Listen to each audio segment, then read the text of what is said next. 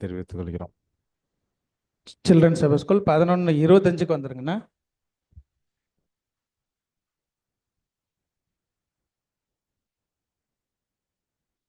இப்பொழுதும் நம்ம இந்த ஓய்வு நாள் பள்ளி பாடத்திற்குள்ளாக செல்வதற்கு முன்பாக ஒரு சிறிய ஜெபம் செய்துட்டு போகலாம்.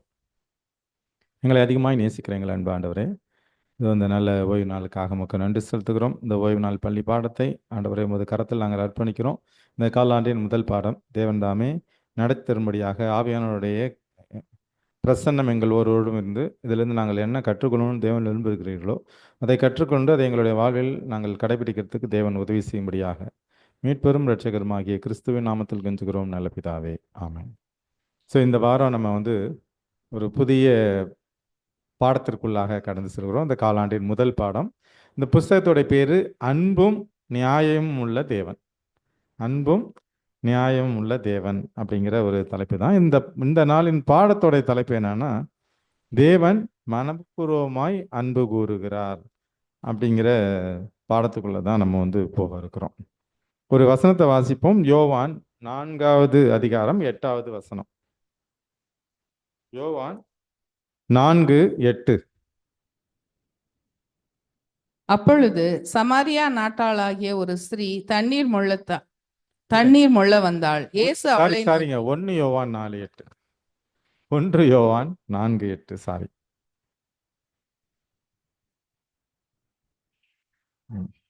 நம்ம எல்லாருக்கும் தெரிஞ்ச ஒரு வார்த்தை தான் இது. God is love.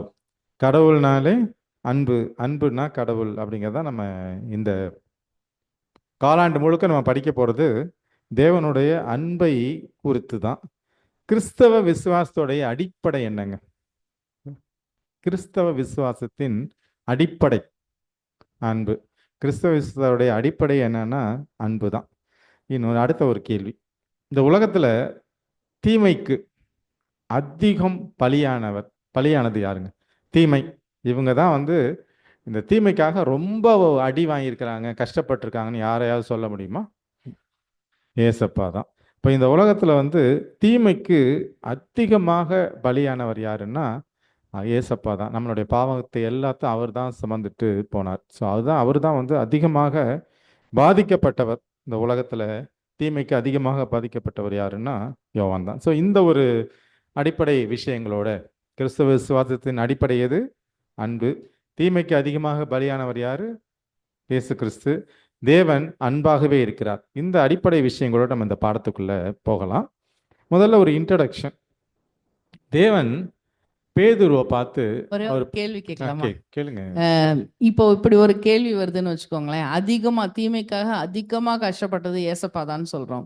ஏசப்பா காலத்துக்கு அப்புறம் பேதுரு கூட சிலுவையில் அறையப்பட்டாரு. அப்புறம் இன்னும் யாக்கோபெல்லாம் தலையை வெட்டி கொல்லப்பட்டாரு. அப்போ அவங்கெல்லாம் அனுபவிக்கலையான்னு கேட்டாங்கன்னா இந்த இடத்துல நம்ம ஜஸ்டிஃபை பண்ணணும். ஏன் இவங்களும் தானே சிலுவையில் அறையப்பட்டாங்க, இவங்களும் தானே கொல்லப்பட்டாங்க. ரொம்ப கொடூரமான சித்திரவதையான மரணங்கள் எல்லாம் வால்டேனியர்கள் காலத்துல நடந்ததெல்லாம் நம்ம பார்க்குறோம். உயிரோட எரிச்சு கொல்லப்பட்டது, கண்ணு முன்னாடி பிள்ளைகளை வெட்டி கொன்னது, அதுவும் சித்திரவதையான மரணங்கள் தான். அவங்களும் ரொம்ப கொடுமையான இதை அனுபவிச்சிருக்காங்க. அப்போ நம்ம ஏசப்பான்னு சொல்றதுக்கு காரணம்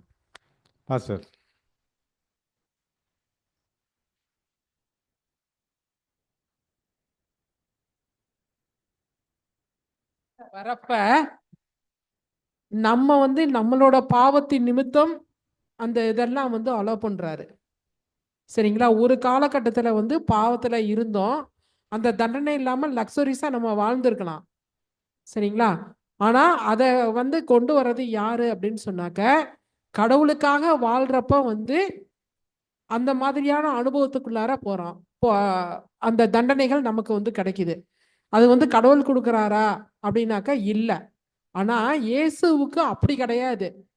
அவரோட சொந்த பாவத்தினாலேயோ அவருடைய சொந்த மீறுதனாலேயோ அவர் என்ன செஞ்சுக்கல, அந்த கஷ்டத்துக்குள்ளார அனுபவிக்கல. ஆனாக்க நம்மளுடைய பாவத்தின் நிமித்தம் அவர் நொறுக்கப்பட்டாரு. அதுதான் அதை எல்லாமே இப்படிதான் நடக்கும்னு தெரிஞ்சு ஒப்பு கொடுத்து வந்தார். நீங்க என்ன பாஸ்டர் சொல்ல விரும்புறீங்க? நம்ம புரிஞ்சுக்க வேண்டிய விஷயத்தில் மற்ற மனிதர்களுடைய பாடு மரணங்களை பாடுகள் உபத்திரவங்களை காட்டிலும் இயேசு கிறிஸ்துடைய உபத்திரவம் அவர் பட்ட பாடு எந்த விதத்தில் மேலானது அப்படின்னா, அவர் சராசரி மனுஷனா இருக்கிற மனிதர்களை விட பலவீனமானவர். சரிதானா? அப்போ அந்த பலவீனத்தில் இருக்கிற ஒருவர் அவங்க சொன்ன மாதிரி வந்து மற்றவங்களுக்கான பாடுகளை ஏற்றுக்கொள்வது, மற்றவர்களுக்கான துக்கங்களை சுமப்பது. இப்போ இயேசு கிறிஸ்துடைய நிலைமையை பார்க்குறப்போ, இயேசு கிறிஸ்து சிலுவையில் உயிர் விடுவதற்கு சற்று முன்பதாக அவரை செக் பண்ணி பார்க்குறப்போ அவரோட உடம்புல ரத்தமே கிடையாது. ரத்தமும் தண்ணியும் கிளம்பி வர்றதாக நம்ம பார்க்குறோம். அதே மாதிரி அவருடைய அந்த பலவீனத்தில் அவர் அந்த சிலுவையை கூட தூக்க முடியாத அளவுக்கு அவருக்கு அந்த வலி, வேதனையை, பாவத்தினுடைய கொடூரத்தை அவர் உணர்கிறார். இவர்களெல்லாம் வெறும் சரீர பிரகாரமான அனுபவத்தை மாத்திரம்தான் அவங்க அனுபவிக்கிறாங்க. ஆனால் ஆமாம், சரீரத்தில் இருக்கிற அந்த வலியை மாத்திரம்தான் இவங்கெல்லாம் அனுபவிக்கிறாங்க. ஆனால் கடவுளுக்கிட்ட இருக்கிற அந்த வலியை வந்து யாரும் அனுபவிக்கலை. அவங்க சாகப்புற நேரம் பாட்டு பாடுவாங்க, வந்து சில விஷயங்கள் இருக்கலாம். ஆனால் அவருக்கு இரத்தம், வியர்வை, அதாவது வியர்வை இரத்தத்தின் பெரும் துளிகளாக வருகிறது. வியர்வையே வந்து இரத்தமாக வெளில வருது. அந்த அளவுக்கு அவர் வந்து துயரப்படுறார் கெத்செமனேல. அப்போ அப்படியெல்லாம் பார்க்குற சமயத்தில் சாதாரண மனிதர்கள் வந்து படுகிற உபத்திரவத்தை விட கிறிஸ்து படுகிற உபத்திரவம் மேலானது. சரீரத்திலும் ஆவியிலும் அவர் படுகிறார். ஒன்று. ரெண்டாவது, சராசரி மனிதர்களை காட்டிலும் அவர் கீழான. இதுதான் தீர்க்கதரிசிட்ட இருந்து நம்ம பார்க்குற ரெஃபரன்ஸ். பாடத்துக்குள்ளே போகலாம். முதலாவது நம்ம யோவான் 25:21-15 இது விஷயத்த சொல்லிடுறேன். ஏன்னா பாஸ்டர் சொல்லபடி பார்த்தீங்கன்னா 35 நிமிஷம் தான் டைம் கொடுக்குறாரு. ஸோ இப்போ இந்த யோவான் 21:15 பார்த்தீங்கன்னா, பேதுருவை நோக்கி கிறிஸ்து என்ன சொல்கிறாருன்னா, நீ என்னிடத்தில் அன்பு கூறுகிறாயா, நீ இடத்துல அன்பு கூறுகிறாயா, அன்பு கூறுகிறாயான்னு 3 தடவை வந்து கேட்குறார். ஏன் 3 தடவை கேட்குறார்? 3 தடவை மறுதளிச்சார், 3 தடவை கேட்குறார். இன்றைக்கு தேவன் பேதுருவை நோக்கி எப்படி கேட்கிறாரோ அதே போல நம்மை நோக்கியும் கேட்கிறார். நீ என்னிடத்தில் அன்பு கூறுகிறாயா அப்படின்னு கேட்கிறார். நாம் தேவனை நேசிக்கிறோமா? உங்களுடைய பதில்.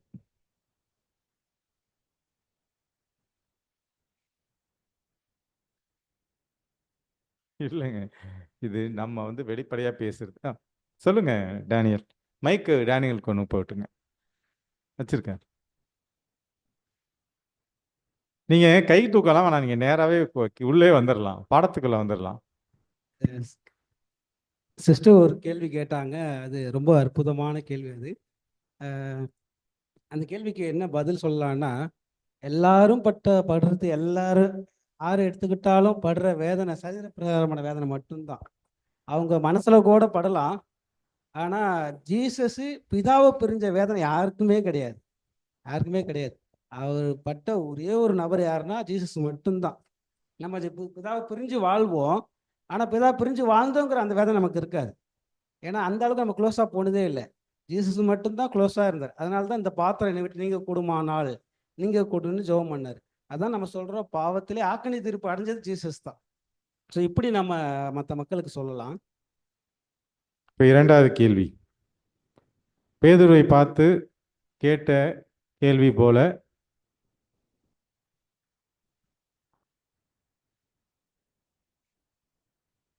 அப்பதான் அவர் முதல் கேள்விக்கு வர்றாரு. இல்லை பரவாயில்லைங்க. இப்போ நான் கேட்கறது என்னன்னா, நாம் தேவனை நேசிக்கிறோமா? பேதுருக்கிட்ட பார்த்து கேட்ட அதே கேள்வியை நம்மள்கிட்ட கேட்குறாரு. இதுக்கு நம்மளுடைய பதில் என்ன? அக்கா நீங்க என்ன சொல்ல வர்றீங்க? எல்லாரும் நேசிக்கிறோன்னு தான் சொல்லுவோம். ஆனா என் மனைவியை விட, என் பிள்ளையை விட, இந்த உலகத்தை விட நான் தேவனை நேசிக்கிறேனா? மைக். நம்ம வந்துட்டு இங்க நேசிக்கிறது சொல்றது வந்துட்டு பேதுரு வந்துட்டு கெத்செமனே முன்னாடி சொன்ன மாதிரி தான் இப்போ சொல்லிட்டு இருக்கிறோம். கண்டிப்பா நான் விட்டு போக மாட்டேன், கண்டிப்பா நான் நேசிக்கிறேன். அப்பவும் அவர் தான் அப்படிதான் சொன்னாரு, யார் விட்டு போனாலும் நான் விட்டு போக மாட்டேன் அப்படிதான் சொன்னாரு. இப்போ நம்ம சொல்றது அப்படிதான் சொல்லிட்டு இருக்கிறோம். ஆனா பேதுரு வந்துட்டு இயேசு கிறிஸ்துவோட மரணத்துக்கு அப்புறம் இவர் 3 தடவை கேட்டுட்டு மறுதளிச்சதுக்கு அப்புறம் 3 தடவை கேட்கிறாருல இயேசு கிறிஸ்து, அந்த மாதிரி உள்ள பதில் நம்ம சொல்றதுக்கு அந்த நிலைமையில இன்னும் வரலன்னு தான் எனக்கு தோணுது. இப்போ நான் என்ன கேட்குறேன் ஒரு கேள்வி. இப்போ பேதுருக்கு இருந்த கடவுளை பற்றின அறிவு எப்போ? கெத்சமனிக்கு முன்னால, அதாவது அவருடைய மரணத்திற்கு முன்பாக. நமக்கு இப்போ இருக்கிற கடவுளை பற்றின அறிவு ரெண்டுக்கு என்ன வித்தியாசம் நினைக்கிறீங்க? இப்போ நான் கேட்குறதுக்கு உங்களுக்கு புரியுதுங்களா? இப்போ தேவனை பற்றின ஒரு நாலேஜ், தேவனுடைய ஒரு பற்றின ஒரு புரிதல் வந்து இயேசு கிறிஸ்துவோடைய மரணத்துக்கு முன்பாக பேதருக்கு ஒன்று இருந்திருக்கும். இயேசு கிறிஸ்து இந்த உலகத்தில் வந்து அவரை 40 நாள் அவர் கூட இருந்து அவரை பலப்படுத்தி பரிசுத்தாவியை பெற்றுக்கொண்டதுக்கப்புறம் அவருடைய புரிதல் வேற மாதிரி இருந்திருக்கும். இப்போ அவருக்கு அந்த மரணத்திற்கு முன்பாக கிறிஸ்துவை பற்றின தேவனை பற்றின புரிதலுக்கும் நம்மளுடைய புரிதலுக்கும் வித்தியாசம் இருக்குன்னா இந்த நேசிப்பிலையும் வித்தியாசம் இருக்கணும். இப்போ கேட்கறதுக்கு பதில் சொல்லுங்க. அது நமக்கு வந்து அந்த புரிதல் இல்லைன்னு தான் நான் நினைக்கிறேன். ஏன்னா நோயிங் இல்ல இல்லைங்க, இப்ப நாலேஜ் வைஸ் தேவனை பற்றி இதை புரிந்து கொள்ளுதல் நமக்கு இப்ப கம்மியா இருக்குன்னு நினைக்கிறீங்களா, இல்ல பேதுருக்கு கம்மியா இருந்திருக்குன்னு நினைக்கிறீங்களா? எப்பொழுது பேதுருக்கு பேதுரோட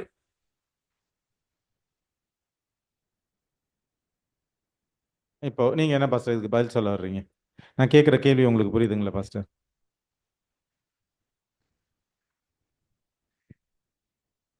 நம்ம என்ன புரிஞ்சுக்கணும் அப்படின்னா, கடவுளை நம்ம நேசிக்கிறோமா நேசிக்கலையா அப்படிங்கிற கேள்வி தான் பொதுவான ஒரு கேள்வி.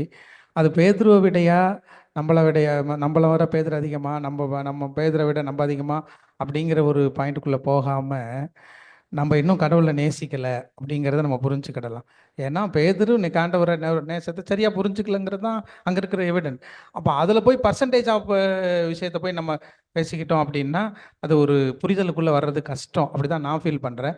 அப்போது நம்ம கடவுளை நேசிக்கலை, அதுதான் இதுக்கான பதில். அவரும் நேசிக்கலை.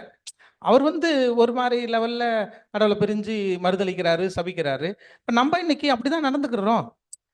சரிதானே? ஆக மொத்தம் 5 ரூபா திருட்டு தான், 50 ரூபா திருடினாலும் திருட்டு தான். ஆக அப்படி தான் நம்ம இதை புரிஞ்சுக்கணுமே தவிர, 50 ரூபா திருட்டு, 5 ரூபா திருட்டுன்னா திருட்டு எல்லாமே திருட்டு தானே.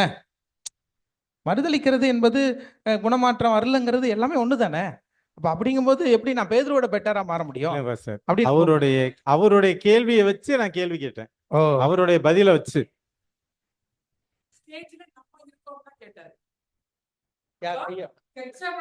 முன்னாடி பேதுரோட கெட்சமனேக்கு முன்னாடி வந்து பேதுரோட நிலைமை என்ன இருந்தது, அதுக்கு பின்னாடி பரிசுத்த ஆவியானவர்லாம் உணர்த்தி அந்த சத்தியத்துக்குள்ளார வந்ததுக்கு பின்னாடி அந்த நிலைமை கிறிஸ்தவனுக்கு முன்னாடி சரியான அப்ப அப்படி பார்த்தோம் அப்படின்னாக்க, நான் அதுக்குதான் ஒரே வார்த்தையில சொன்னேன்.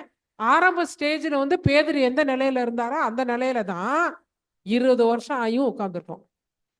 சரிங்க, ரைட். கிறிஸ்தவனுக்கு முன்னாடி பேதுரு புரிஞ்சுக்கிடல, கிறிஸ்தவனுக்கு பிறகு பேதுரு புரிஞ்சுக்கிறார். அப்படி போடுங்க. அப்படிப்பட்ட ஒரு கெத்சமனே அனுபவமும் நம்ம வாழ்க்கையிலயும் வரணும். வந்தாதான் நம்மளும் மாறுவோமா? இல்ல, நம்ம காட்ட ஆரம்பிக்கல இன்னும். ஆமா, அவரு வந்து புரிஞ்சதுக்கு பின்னாடி கிரியையில காட்ட ஆரம்பிச்சிட்டாரு.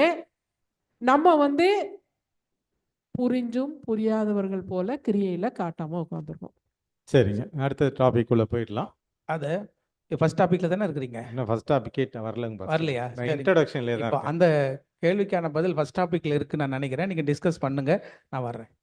சரிங்க, இப்போ வந்து முதல் தலைப்பு ஞாயிற்றுக்கிழமை பாடம் நியாயமான எதிர்பார்ப்புகளுக்கு அப்பால். இதுக்கு வந்து நம்ம இன்னைக்கு வாட்சம் பாருங்க, யாத்ராகமம் 31, 32, 33. இந்த 3 அதிகாரங்களை நம்ம வந்து நமக்கு எல்லாம் தெரிஞ்ச விஷயம்தான். மோசே வந்து எங்கே போகிறாரு? கற்பனை வாங்கிறதுக்காக மேலே போயிட்டாரு. இங்கே ஆரோன்ட்ட போய் என்ன பண்ணுறாங்க இஸ்ரேல் ஜனங்கள்? எங்களை அழைச்சிட்டு வந்த மோசேவை காணா, எங்களுக்கு ஒரு தேவன் வேணும்னு. அவன் ஆரோனுக்கு வேறு வழி இல்லை, ப்ரெஷரு, நகையெல்லாம் வாங்கி ஒரு கண்ணுக்குட்டியை செஞ்சு இதான் ஏன் அவங்கள அழைச்சிட்டு வந்த கர்த்தர்னு சொல்லி எல்லாரும் என்ன பண்ணுறாங்க? கண்ணுக்குட்டியை சுற்றி கூத்தடிக்கிறாங்க, ஆடுறாங்க, பாடுறாங்க, குடிக்கிறாங்க. இதில் எல்லாம் நிர்வாணமாகவும் இருக்கிறாங்க. ஸோ இப்படிப்பட்ட சூழலில் மோசேக்கிட்ட ஒரு விஷயத்த கடவுள் சொல்கிறாரு, எப்பா நீங்கள விட்டுடு, நான் உன்னைய பலத்தை பெரிய ஜாதி ஆக்குவேன்னு சொல்கிறாரு. அதுக்கு மோசையோட பதில் என்ன சொல்கிறாருன்னா, இல்லை இல்லை, நீங்கள் அங்கேருந்து அழைச்சிட்டு வந்திருக்கீங்க, உங்களை பற்றின ஒரு மற்றவங்க என்ன நினைப்பாங்க, நீங்கள் வேணாம் இவங்க வேணான்னா என்ன பேரே நீங்கள் ஜீவ புஸ்தகத்திலிருந்து கிறுக்கி போடுங்கன்ற இந்த விஷயங்கள் எல்லாம் நமக்கு வந்து தெரியும். இந்த இடத்துல ஆண்டவர் அப்படி சொல்றாரு அப்படின்னா, ஆண்டவர் ஒரு பிளான் பி எப்பவுமே வச்சுட்டே இருந்திருக்காரா? ஆண்டவர் வந்து மோசே கிட்ட சொல்றாரு, இந்த மக்கள் எவ்வளவு தூரம் நான் வழிநடத்தி வந்து வணங்க. கேட்க மாட்டேங்கிறாங்க, போய் தொலைட்டு இவங்களெல்லாம் அழிச்சிடுறேன், உன்னை பலத்த ஜாதி ஆக்குறேன்னு மோசேட்ட சொல்றாரு. ஆதியில இருந்த திட்டம் அது இல்லைன்றப்ப அப்ப ஆண்டவர் எப்பவுமே சைட்ல இன்னொரு பிளான் வச்சுக்கிட்டே இருந்துக்காரு. ஒரு பிளான் பி, இது ஒர்க் அவுட் ஆகலாம், இது இல்லை எனக்கு கேள்வியா நான் அப்படி நம்ம சரிதான், அது பிளான் பி மாதிரி நம்ம யோசிக்கிறோம். எக்ஸாம்பிள் நான் சொல்லி இந்த பாயிண்ட்டை விளக்கிடலாம். எப்படி அப்படின்னா, மனுஷகுமாரன் தமக்கு நிர்ணயித்தபடியே அவர் போய் கொண்டிருக்கிறார் அப்படின்னா அவர் ஒரு பிளான் ஏ, அவர் ஏல இருக்கார். அவர் காட்டி கொடுத்து சாகடிக்கப்படணும் தான் அப்படிங்கிறது அவருடைய பிளானில் இல்லை அப்படிங்கிற மாதிரி தான் தெரியுது. ஆனால் யூதாஸ் வந்து வந்து என்ட்ரு ஆகிறான், அதனால் அவர் காட்டி கொடுக்கப்படுறார், சிலுவை மரணத்தில் இருக்கிறார். இது வந்து அவருடைய மரணத்தை சாத்தான் இப்படி கொண்டு வர போகிறாங்கிற புரிதலில் சொல்லப்படுகிற ஒரு விஷயம். அது அப்படி தான் போகுது. அப்படின்னா கடவுள் 2 திட்டத்தை வச்சிருக்கிறாரு தான். அவருடைய பரிபூர்ண சித்தம்னு ஒன்று இருக்குது, அவருடைய அனுமதிக்கப்பட்ட ஒரு சித்தம்னு ஒன்று இருக்குது. அப்போ அப்படி தான் நம்ம புரிஞ்சுக்கணும். பிளான் பி மட்டும் இல்லை, பிளான் இசட் வரைக்கும் கூட வச்சிருப்பாரு. ஸோ ஒருத்தவங்க மாறணும்னா பிளான் போட்டுக்கிட்டே தான் இருப்பாங்க. ஆனா அவர் சொல்றது இந்த மக்கள் வணங்கா கழுத்துள்ள ஜனங்கள்னா அவனுங்க அந்த அளவுக்கு ரொம்ப அவரை சோதிக்கிறாங்க. அவனுங்க இம்சை தாங்க முடியாம தான் கடவுள் அந்த வார்த்தையை வந்து விடுறாரு. ஏன்னா அங்கேருந்து அழைச்சிட்டு வரும்போதே அதுன்றான் இதுன்றான், கறி இல்லைங்கிறான், தண்ணி இல்லைன்றான். எப்படி அழைச்சிட்டு வந்தாரு? அந்த கடல் வந்து 2 சைடு தனியா நிக்கிறத அவனுங்க பாக்குறானுங்க. ஆப்ஷன் முன்னாடி கடல், பின்னாடி துரத்திட்டு வர்றான், வேற வழி இல்லை. கடவுள் தண்ணி நிக்குது, செங்கடல் நிக்குது, பாலைவனத்துல போயிட்டு குச்சியால் அடிக்கும்போது தண்ணி பொத்துக்கிட்டு ஊத்துது, மண்ணா கொடுக்குறாரு. சரி, இந்த மாதிரி எல்லாத்தையும் அனுபவிச்சுட்டு, அதனாலதான் அந்த ஒருத்தன் கூட என்ன பண்றான், அந்த விவரம் தெரிஞ்சது ஒருத்தன் கூட கானான் தேசத்துக்குள்ள போகல. அந்த 2 பேரை தவிர யாருமே போகாம சுத்தி சுத்தி அடிக்கிறார். இப்போ அவருக்கு அவர் நீதிபரர், இரக்கமுள்ள தேவன் தான். ஸோ அதுதான் இப்போ பார்க்க போகிறோம். சரிங்க, அந்த டாபிக் மாறி போயிடுது. இப்போ அடுத்தது யாத்திராகம் 33ஆவது அதிகாரம் 19வது வசனத்தை வாசிங்களேன்.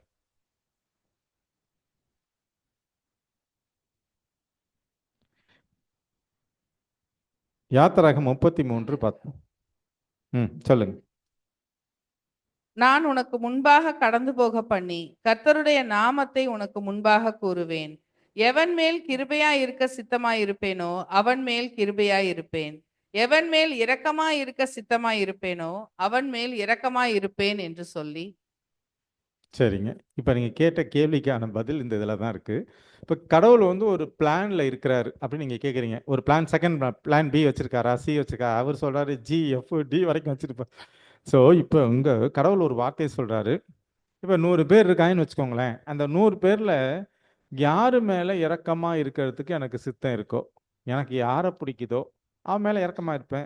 யாருக்கு பிடிக்காதோ அவன் மேலே இரக்கமாக இருக்க மாட்டேங்கிறதா இதோட அர்த்தம். நீங்கள் என்ன சொல்ல வர்றீங்க? இப்போ கேள்வி என்னன்னா, இல்ல. பொதுவாக மேலோட்டமாக நம்ம இல்ல. இருங்கக்கா, இதான் மேலோட்டமாக இதை பார்த்தோம்னா என்ன வருது? எவன் மேல் கிருபையாக இருக்க சித்தமாக இருப்பேனோ அவன் மேல் கிருபையாக இருப்பேன், எவன் மேல் இரக்கமாக இருக்க சித்தமாக இருப்பேனோ அவன் மேல் இரக்கமாக இருப்பேன். அப்படின்னா எனக்கு பிடிச்ச மேலே நான் வந்து இரக்கமாக இருப்பேன், எனக்கு பிடிச்ச மேலே கிருபையாக இருப்பேன். இதுதான் அர்த்தமான்னு கேட்குறேன். அக்கா இல்லைன்ட்டாங்க. சொல்லுங்கக்கா, நீங்கள் பதில் சொல்லுங்க. என்ன அப்படின்னாக்க, அப்படி பார்த்தாக்க பிடிச்சவங்க பிடிக்காதவங்கன்னு கிடையாது. அவரோட அன்பு வந்து நான் வந்து அவர் வந்து ஒரு எதிர்பார்ப்புகள் நம்ம கிட்ட இருக்கு. அந்த எதிர்பார்ப்புகளுக்கு தகுந்த மாதிரி நான் நடக்கல. அந்த நடக்காதவங்க மேல அவர் காட்டுறது தான் அவருடைய அன்பு, அவர் காட்டுறது தான் அந்த கிருபை, அவர் காட்டுறது தான் அந்த இரக்கம். பிடிச்சவங்க கிடையாது. இன்னும் சொல்ல போனா ஒருத்தர் கூட நம்ம வந்து அவருடைய இரக்கத்துக்கோ கிருபைக்கோ தகுதியே கிடையாது. இன்னைக்கு நம்ம வந்து மனுஷ கண்ணோட்டத்துல வந்து அவருக்கு வந்து பிடிச்சவங்க மேல இறக்கம் வைக்கிறாரு, அவருக்கு பிடிச்சவங்க மேல கிருபை வைக்கிறாங்கன்னு சொல்லிட்டு நம்ம கீழான பார்வையில பார்க்கிறோம். ஏன்னா நம்ம அப்படி நடக்கிறோம். நம்ம வந்து ரொம்ப அதிகமா நேசிக்கிறவங்களுக்கோ இப்போ நீங்க சொல்ல வர்ற இல்லக்கா, இல்ல இப்போ நீங்க சொல்ல வர்ற கருத்து என்னன்னா, அவர் வந்து எல்லார் மேலும் இறக்க வைக்கிறவர், அந்த இறக்கத்திற்கு நமக்கு தகுதி இல்லை. ஒரு கருத்தை சொல்லிட்டீங்க. சிஸ்டர், நீங்க என்ன சொல்ல வர்றீங்க? பரவாயில்ல, கேளுங்க. அக்கா ஒரு கருத்தை சொல்லிட்டாங்க, நீங்க ஒன்று சொல்லுங்க. அப்படின்னா எதுக்காக ஆண்டவர் வந்து ஒரு இடத்துல இன்னும் எமோரியோரோட அக்கிரமம் நிறைவாகல, அது நிறைவேன உடனே அவங்களை அழிப்பே உங்களை கொண்டு போய் வைப்பேன்றார். அப்ப அவங்க மேல கிருபியா இருக்க இரக்கமா இருக்க அவருக்கு சித்தமா இல்லையா? இல்ல, உடனே அழிக்கல, அவரு வந்து உடனே அழிக்கல. அதுக்கான தருணங்களை அவர் வந்து கொடுக்குறாரு மாறணுங்கிறதுக்காக. இன்னைக்கு உங்களையும் என்னையும் என் மேலையும் எப்படி வந்து நம்ம மாறணும், நம்ம கீழே விழுந்துக எமோரியர்களை மட்டும் சொல்லாதீங்க. இன்னைக்கு நம்மளோட வாழ்க்கையில வந்து நம்ம விழறோம், போறோம், வரோம். அப்ப நீங்க சொல்ற நமக்கு கேள்வி, தருணங்களை இந்த கேள்வி கொடுக்குறோம். ஏற்கனவே கேட்டிருக்கோம். ஏன்னா அந்த வர்றதுக்கு முன்னாடி கானானியர், எபூத்தியர், எமோரியர் இவங்களெல்லாம் துரத்தி விடுறாரு. இன்னொன்னு பார்க்க போனீங்கன்னா நம்ம இந்த எரிகோ பட்டணம், குழந்தை ஆடு மாடுலாம் என்னையா பண்ணுச்சு? அங்க பாத்தீங்கன்னா சவுல் காலத்துல நீ அமலேக்கருக்குள்ள போயிட்டு என்ன பண்ணு, ஒன்ன கூட விடாத பிறந்த குழந்தை. இப்போ இது கான்ட்ரவர்சியா இருக்கு, கான்ட்ராக்ட் பண்றது மாதிரி தான் இருக்கு. டேனியல், நீங்க எதை சொல்ல வர்றீங்க சொல்லுங்க. இப்போ ஒரு ஆளுக்கு சுகர் புண்ணு வந்துருச்சு. ஸோ சுகர் புண்ணு வந்த ஒருத்தவரை போய் இல்ல இல்ல, கொண்டு போனா டாக்டர் வெட்டுறாரு, ஆ. அவரை காப்பாத்துறதுக்காக தான் வெட்டுறாரு. இல்லை இப்போ இப்போ நம்ம வர்ற கருத்துக்கு என்ன கருத்து வர்றோம் அப்படின்னா, எவன் மேல் சித்தமா இருக்க சித்தமா இருப்பேனும். ஆக இதுக்கு ஒரு கருத்துக்கு எப்படி வரலாம்னா, படைத்தவர். இல்லை இப்போ அதுக்கு தான் வரேன். சொல்லுங்க. டாக்டர் வெட்டுறத அம்மா நேசிப்பாங்களா நேசிக்க மாட்டாங்களா? டாக்டர் காலை வெட்ட போறாரு, இப்போ அம்மா நேசிப்பாங்களா நேசிக்க மாட்டாங்களா? கண்டிப்பா அன்பை தான் அங்கே காட்டுறாங்க. அதே போல தான் சில பேர் அக்கிரமம் அதிகமாகும் போது அங்கே அன்பு நிமித்தம் தான் அவங்களை கொலை செய்கிறாரு ஆண்டவர். ஸோ அதில் கூட அவருடைய இரக்கம் தான் இருக்குது. அவங்க சாகணும்னு விரும்புகிறாங்க, சரி எடுத்துக்கப்பான்னு கொடுக்குறாரு. அதாவது இப்ப நீங்க சொல்றது எப்படின்னா, இந்த குழந்தையும் வளர்ந்து பெரியவனான பின்பு இதே துன்மார்க்கத்துல தான் இருக்க போகுது அப்படிங்கிறத யோசிச்சு இவன் மாற மாட்டான் அப்படிங்கிறத அவருடைய தொலைநோக்கு பார்வையில பார்த்து தண்டனை கொடுக்கறதா? பாஸ்டர், இதை நீங்க எப்படி பாக்குறீங்க? இது டாபிக்கு தேவையா இல்லையா?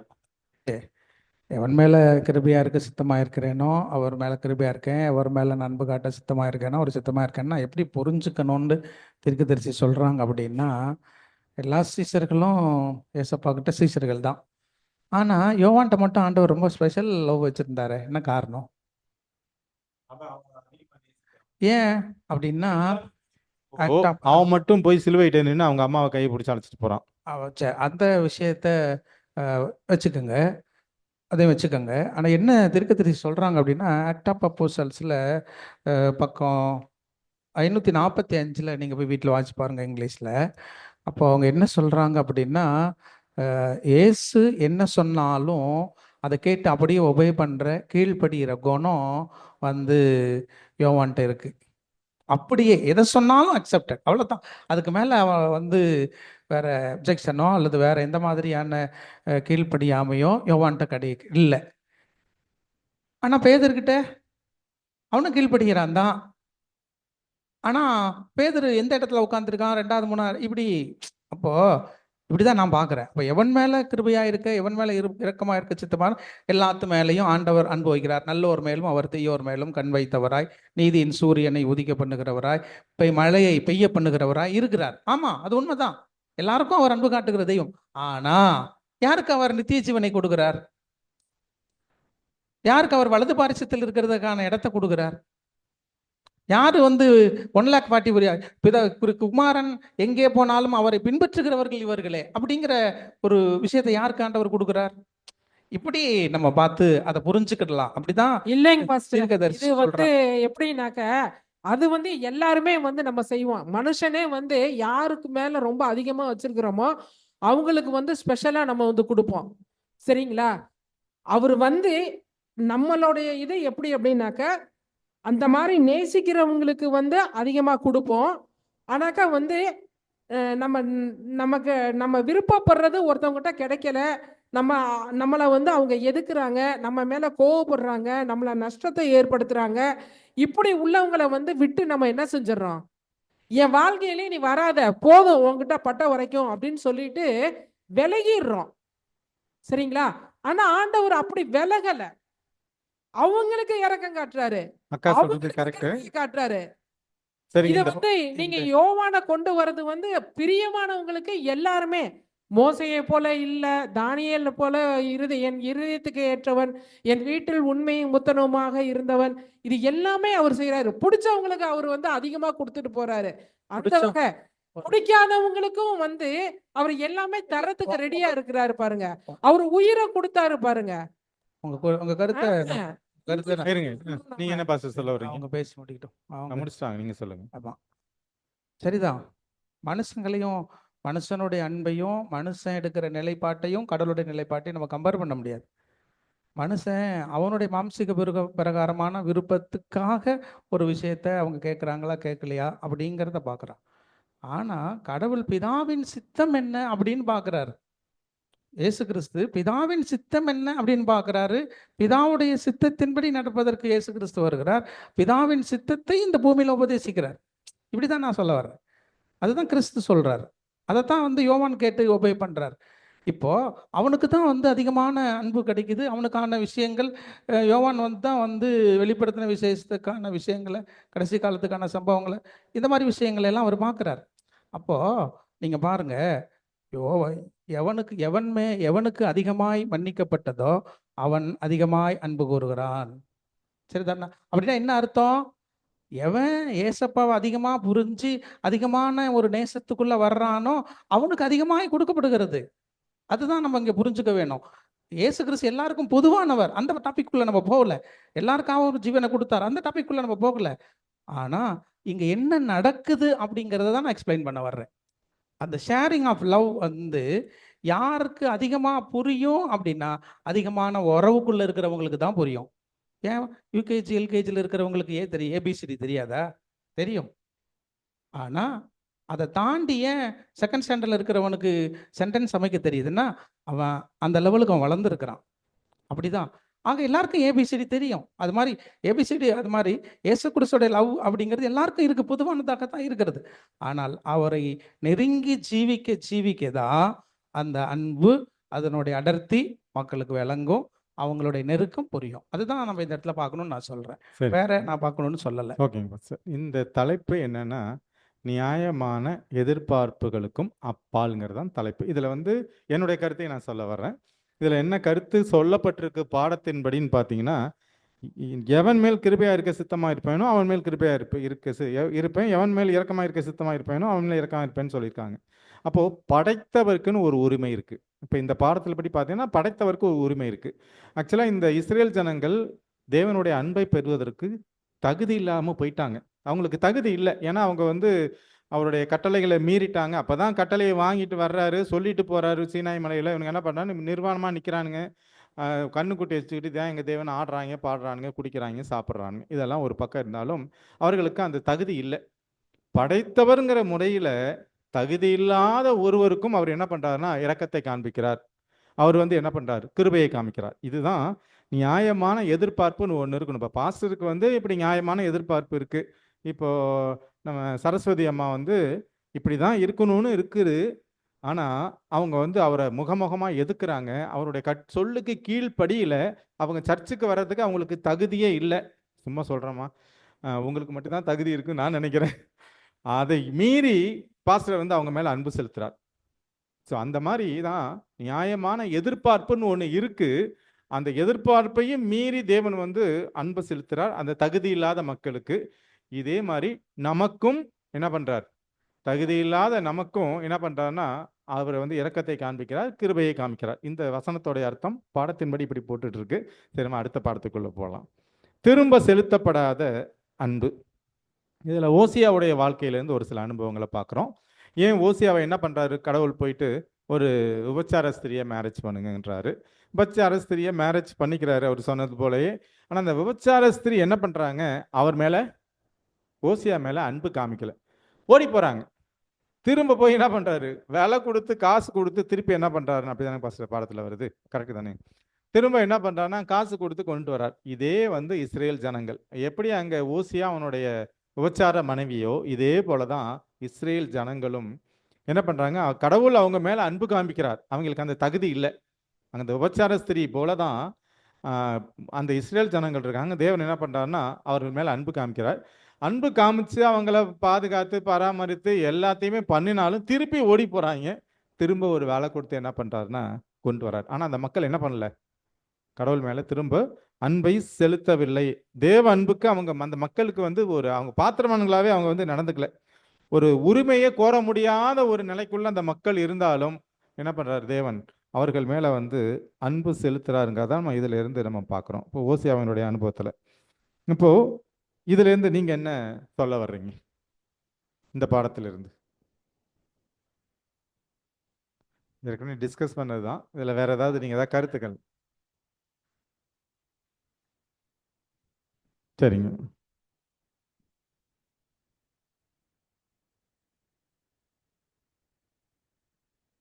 நாம வந்து அந்த அன்புக்குள்ளாக அவரை போல நம்மளும் மாறணும். அப்படி மாறுறப்பதான் வந்து சத்தியத்துக்குள்ளார மற்றவர்களையும் கொண்டு வர முடியும். அவர் எப்படி அந்த அன்பு மூலமா அவர் இயேசு கிறிஸ்து வாழ்ந்த நாட்கள்ல அப்படி ஒரு ஊழியம் செய்தாரோ, அந்த மாதிரி ஊழியம் நம்ம செய்யணும் அப்படின்னு சொன்னாக்க, அவரை விட்டு விலகி போறவங்கள பிடிச்சி இழுக்கிறதுக்காக திரும்ப திரும்ப வந்து பிரயாசப்பட்டாரோ, அதே போல சத்தியத்தை சொல்றதுக்கும் அந்த அன்பு நம்ம மனசுக்குள்ளார வந்தாக்க மட்டும்தான் அந்த பாவிகள் மேல் அதாவது என்னது, பாவியை நான் வெறுக்கவில்லை, பாவத்தை வெறுக்கிறேன் அப்படின்னு சொல்றாரு. அப்போ ஒவ்வொருத்தரும் வந்து விலகி போறதோ, ஒவ்வொருத்தரும் குற்றங்களுக்கும் பின்னாடி வந்து சாத்தான் அவங்கள ஆட்கொள்றான், அவங்கள இருந்து மெல்ல கொண்டு வரணுங்கிறதுக்காக வேண்டி நம்ம அவரை போல பிரயாசப்படணும் அப்படின்னு சொன்னா, அப்படிப்பட்ட அன்புக்குள்ளாக என் மனதை நான் மாற்ற ஒப்பு கொடுக்கணும்.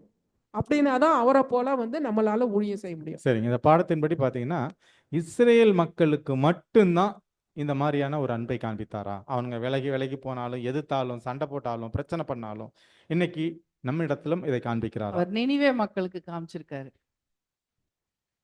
எல்லா உலகத்தில் உள்ள எல்லா மக்களுக்கும் காண்பிக்கிறார். சரிங்க. அடுத்த கேள்வி, ஏன் தேவன் இப்படிலாம் அன்பு காண்பிக்கணும்? ஏன் அவருக்கு அன்பு காமிக்கிறதுக்கு வேற இதுவே கிடையாதா? ஏன் இது மாதிரி கேவலமான மக்களுக்கு போய் அன்பு காண்பிக்கணும்? அன்புங்கிறது வந்து அன்பு காட்டுவதற்கு வெறும் அவருடைய படைப்பு சிருஷ்டிகள் மட்டும்தான் தேவைப்படுறாங்களா? இப்போ நான் கேள்வி கேட்கறது உங்களுக்கு புரியுதுங்களா? இப்போ தேவன் அன்பை காண்பிக்கணும்னு நினைக்கிறாரு. அந்த அன்பு காண்பிக்கிறதுக்காக தான் அவர் உலகத்தை படைச்சு சிருஷ்டிகளை படைச்சு நம்மளை எல்லாம் படைச்சு அன்பு காமிக்கிறாரா? அவருக்கு அன்பை பற்றி தெரியாதா? இப்போ என்னோட கேள்வி. அன்பின் விளைவுகள் தான் நம்மளோடது. இப்போ அன்பு வந்து இப்போ நான் கேட்க வர்றதுக்கு கொஸ்டின் எப்படின்னா, சிருஷ்டிகள்கிட்ட மட்டும்தான் அவர் அன்பை காமிச்சு அன்பை பற்றி புரிய வைக்கிறாரா, அல்லது அன்புங்கிறது அவர் ஆல்ரெடி அவருக்கு தெரியுமான்னு கேட்க வரேன். எப்படி அன்புங்கிறது அவருக்கு தெரியும்னு சொல்ல வர்றீங்க? இந்த இந்த கேள்வி தான். இப்போ அன்புங்கிறது அவருக்கு சிருஷ்டிகள்கிட்ட தான் காமிச்சு தான் அவர் அன்பை வெளிப்படுத்தணும் இல்லை. ஆல்ரெடி அவங்க எப்படி இருக்காங்க, அங்கே ஒருவருக்கொருவர் அன்பாக தான் இருக்கிறாங்க. இதை பற்றி ஏதாவது சொல்ல வர்றீங்களா பாஸ்டர்? அதாவது இந்த பாடத்தில் நம்ம புரிஞ்சுக்கிறதுக்காக சில விஷயங்களை பேசுகிறோம். ஒரு கணவன் மனைவி அப்படிங்கிற ஒரு உறவுக்குள்ளே நம்ம போகிறோம்.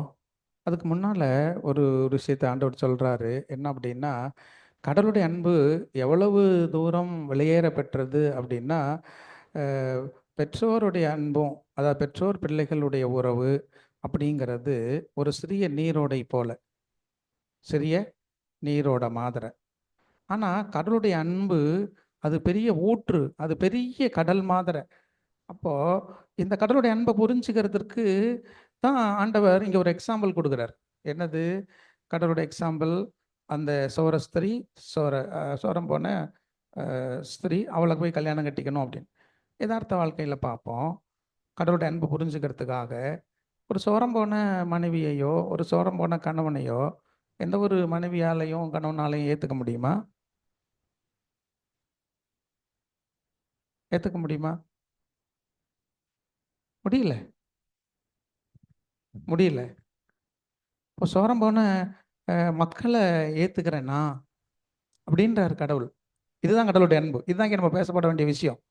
அப்போ கடவுள் அன்பை புரிஞ்சிருக்கிறேன்னா இந்த அளவுக்கு வாழறதுக்கு நான் ஆசைப்படுறேன்னா, அதான் அதிகத்தை சொல்கிறாங்க, கடவுளுடைய அன்பு மரணத்தை விட பெரியது, மரணத்தை தாண்டி இருக்கு. சொல்லும்போது சொல்கிறாங்க, அவங்க வந்து அவர் இயேசு கிறிஸ்து வந்து அவர் சாக போகிறது அடுத்தது கெத்செமனேல அவருக்கு இரத்தத்தின் வியர்வை இரத்தத்தின் பெருந்துளிகளாய் வரப்போகிறது தெரியும்.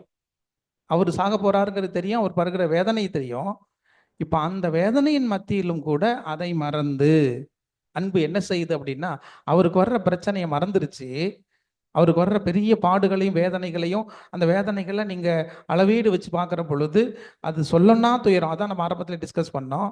இப்போ அந்த துயரத்தை மறந்து அன்பு என்ன செய்கிறதுன்னா, சீசர்களுக்கு போதித்து கொண்டு இருக்கிறது மேல் வீட்டு அறையில்.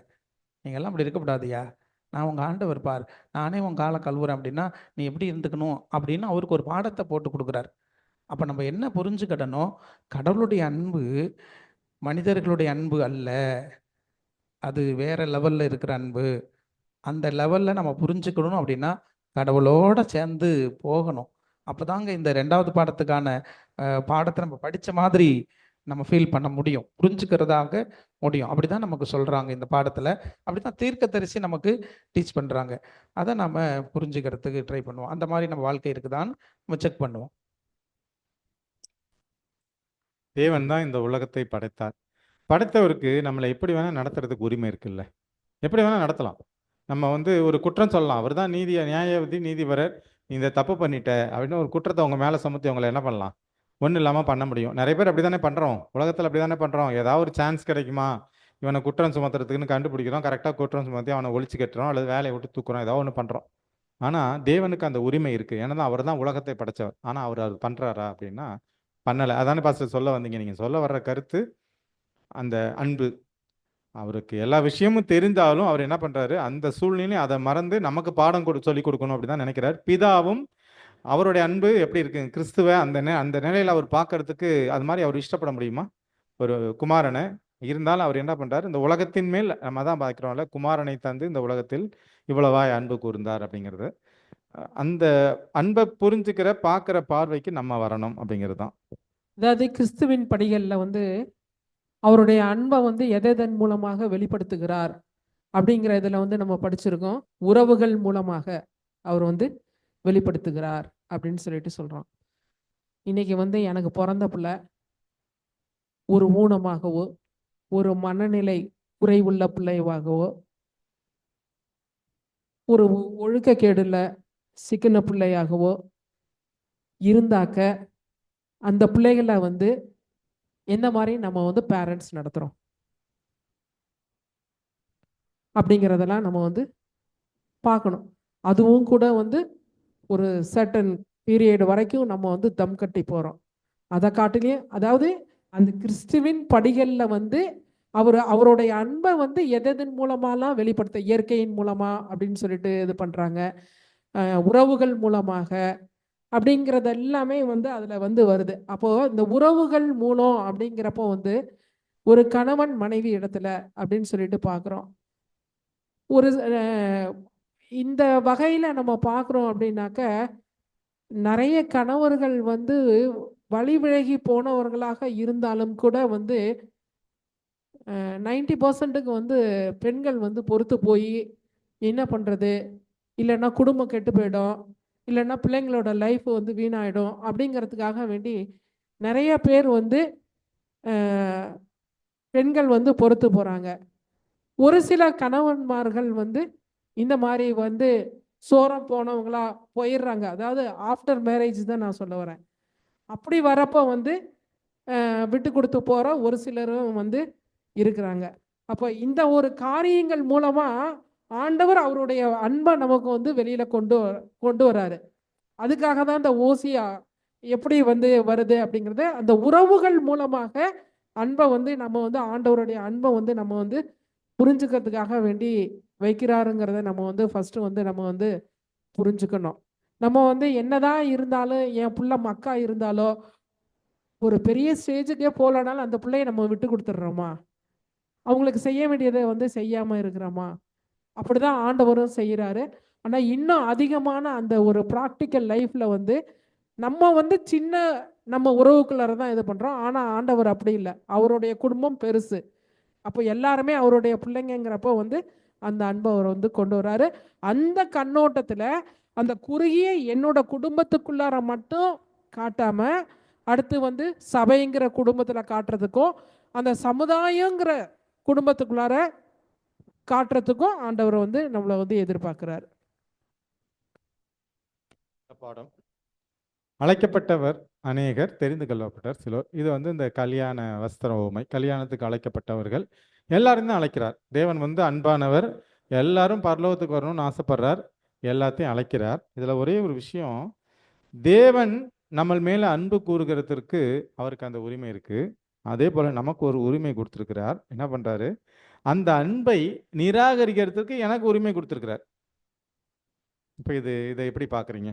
இப்போ தேவன் அவர் படைத்தவர், அவர் வந்து நம்ம மேலே நம்ம பல நேரம் பார்த்தோம் தேவனுடைய அன்பு எப்பேற்பட்ட அன்பு, எப்படியெல்லாம் அவர் நம்ம மேலே அன்பு கூறுகிறாருன்னு பார்த்தோம். அப்பேற்பட்ட அன்புல மிகப்பெரிய ஒரு விஷயம் என்னன்னா, அந்த அன்பை நிராகரிக்கிறதுக்கு, அந்த அன்பு வேண்டான்னு நிராகரிக்கிறதுக்கு எனக்கு உரிமை இருக்கு. அந்த உரிமையை கொடுத்திருக்காரு. இதை எப்படி நீங்க பாக்குறீங்க?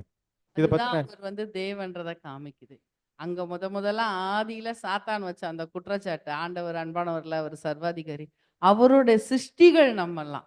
ஆனாலும் நமக்கு வந்து அவர் என்ன கொடுக்குறாருன்னா, அந்த தெரிந்தெடுக்கிறதான ஒரு உரிமையை கொடுத்துருக்காருன்றதான் அவர் எப்பேற்பட்ட ஒரு அன்பானவர் அப்படிங்கிறத காண்பிக்குது. அப்போ தேவன் தம்மதுடைய அன்பை வந்து எல்லார் மேலேயும் திணிக்கிறாரா பாஸ்டர்? அப்படி பார்க்கலாமா? இதை திணிக்கிறாரா, இல்ல திணிக்கலையா? இல்ல சொல்லுங்க, நீங்க என்ன கருத்து சொல்ல வர்றீங்க?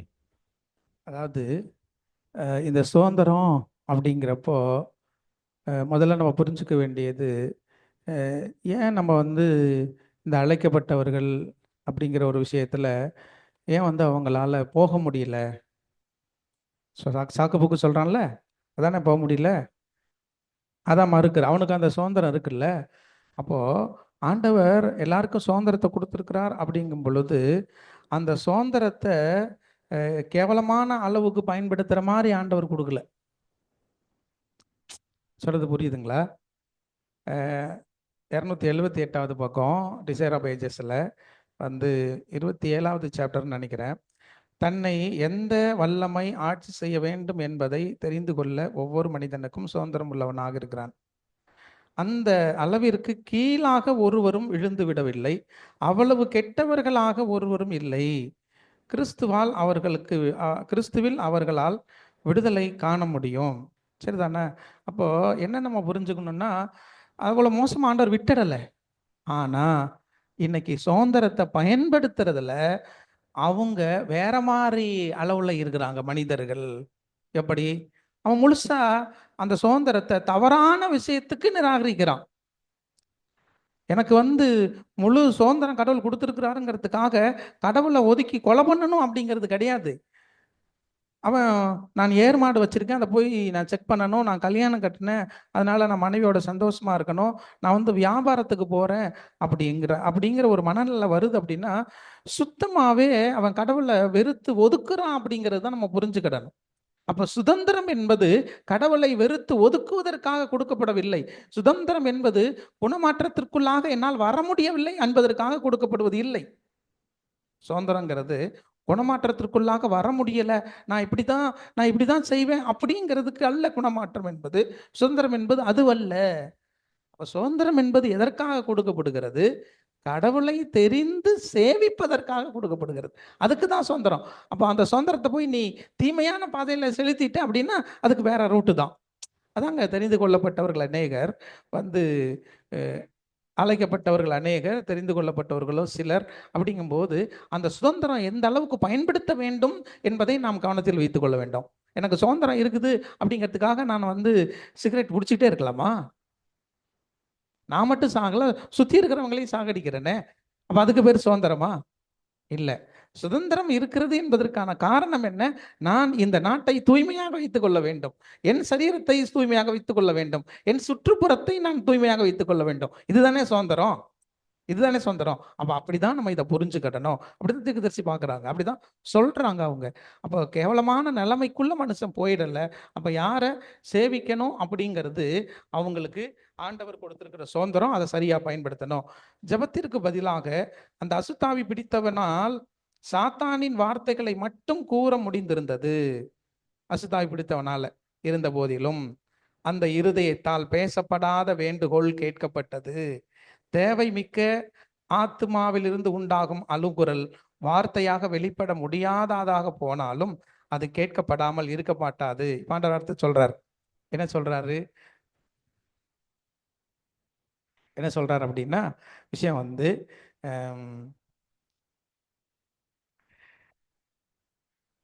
மனுஷனுடைய சுதந்திரத்தை வேற மாதிரி அவன் பயன்படுத்திக்கிட்டு இருக்கான் அப்படின்னு தான் நான் முதல் கருத்து சொன்னேன். தீமையான பாதையில் போகிறதுக்காக தான் அவன் பயன்படுத்திக்கிட்டு இருக்கான் அப்படின்னு நான் சொன்னேன். ஆனால் என்ன சொல்கிறாரு, நீ தீமையான பாதையில் போகிற உன் செயல் அது வெளிப்படாட்டியெல்லாம் கூட, செயலில் நீ தீமையை செய்கிற, ஆனால் மனசுக்குள்ளார ஆண்டவரேன்னு நீ ஏங்கி அழுதின்னா கூட நான் உன்னை வந்து காப்பாற்றுவேன்றார். அப்போ என்ன பிரச்சனை? சுதந்திரம் வெளிப்புறமாக மாத்திரமல்ல, உள்புறமாகவும் இருக்கிறது. உள்ளுக்குள்ளார நீ ஏங்கி அழுதீன்னா நான் உன்னை தனியா விட்டுற மாட்டேன். அப்ப உள்ளுக்குள்ள கூட உனக்கு மனசுக்குள்ள என்ன இல்லை? என்ன இல்லை?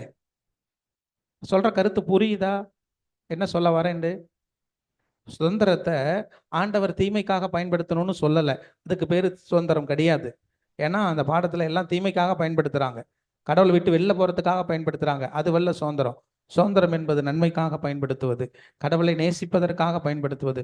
ஒருவேளை உன்னால் அதை செயலில் காட்ட முடியாமல் இருக்கலாம். உள் ஆழத்துல அந்த சிந்தையை உடையவனா, ஆண்டவரே நான் உண்மை நேசிக்கிறேன், என்னால் இதை செய்ய முடியல, என்னை காப்பாத்துக்குங்கிற ஒரு அழுகுரல் உள்ளுக்குள்ள நீ அழுதுகிட்டு வெளியில போய் கன்னத்தில் பட்டு போட்டுன்னு அடைச்சிக்கிட்டு தீமையை செஞ்சுக்கிட்டு இருந்தாலும் கூட அந்த உள்ளான அழுகுரல் இருக்கிற இடத்த ஆண்டவர் பார்த்து உன்னை காப்பாற்ற வருவார். அப்ப என்ன சொல்ல வர்றார்? சுதந்திரம் என்பது மனதிலும் சரி வெளியிலும் சரி கடவுளோட சேர்ந்து இருக்கிறதுக்காக பயன்படுத்தப்பட வேண்டும். அப்போ நீ மனசிலும் சரி வெளியிலும் சரி உன்னால கடவுளை சேவிக்க முடியல அப்படின்னா முழுசும் நீ தீமைக்குள்ள போயிட்ட. அதனாலதான் நீ கடவுளை நிராகரிக்கிற, கடவுளுடைய குணம் உனக்கு வரமாட்டேன்து. அப்படிங்கிறதா தீர்க்கதரிசி சொல்லி கொடுக்குற பாடம். அடுத்ததாக அழைக்கப்பட்டவர் பலர், தெரிந்து கொள்ளப்பட்டவர் சிலர்னாக்கா, அந்த தெரிந்து கொள்ளப்பட்டவர்கள் அந்த சுதந்திரத்தை கடவுளுக்குள்ளார ஐக்கியமாகறதுக்கு பயன்படுத்துறதுனால அந்த யோவான் எப்படி கிருபையின் மேல இன்னும் அதிகமா அவர்கிட்ட அந்த இதெல்லாம் வாங்கிக்கிறாரோ, அந்த தெரிந்து கொள்ளப்பட்டவர்கள் லிஸ்ட்ல போயிடுறோம். சுதந்திரத்தை எப்படி நம்ம பயன்படுத்துறோம்? நன்மைக்கு பயன்படுத்துறோமா, தீமைக்கு பயன்படுத்துறோமா? கடவுளை தெரிந்து கொள்றதுக்கு பயன்படுத்துறோமா, சாத்தான் வண்டியில போறதுக்கு? அடுத்தது இன்னும் 5 நிமிஷம் இருக்கு. நமக்காக சிலுவையில் அறையப்பட்டார். இப்போ இதில் என்னன்னா, என்னுடைய பாவம், நம்மளுடைய பாவம் தான் தேவன் என்ன பண்ணுதுன்னா சிலுவை மரணத்துக்கு கொண்டுட்டு போகுது. ஆனாலும் ஏன்னா நம்ம பார்க்குறதே அன்பை குறித்து தான் பார்க்குறோம். ஆனாலும் அவர் என்ன பண்ணுறாருன்னா நமக்காக சிலுவை மரணத்தை ஏற்றுக்கிட்டார். நம்ம பாவம் தான் அவருக்கு எதை கொண்டுட்டு போகுது? சிலுவை மரணத்தை கொடுக்குதுன்னாலும் அவர் என்ன பண்ணுறாருன்னா நமக்காக அந்த சிலுவை மரணத்தை ஏற்றுக்கொண்டாருங்கிறத தான் பார்க்குறோம். அதில் தான் இதில் ஒரு வசனம் வருது, எருசலேமே எருசலேமே தீர்க்கதரிசிகளை கொலை செய்து ஒன்று அனுப்பப்பட்டவர்களை கல்லறிகிறவளே, கோழி தன் குஞ்சுகளை, இதெல்லாம் ரைட்டுங்க, ஓகேங்க, இதெல்லாம் நமக்கு தெரிஞ்சது தான். இப்போது இந்த மீட்பின் திட்டம் ஆதாம் பாவம் செஞ்சதுக்கு அப்புறம் தான் தேவன் போட்டாரா?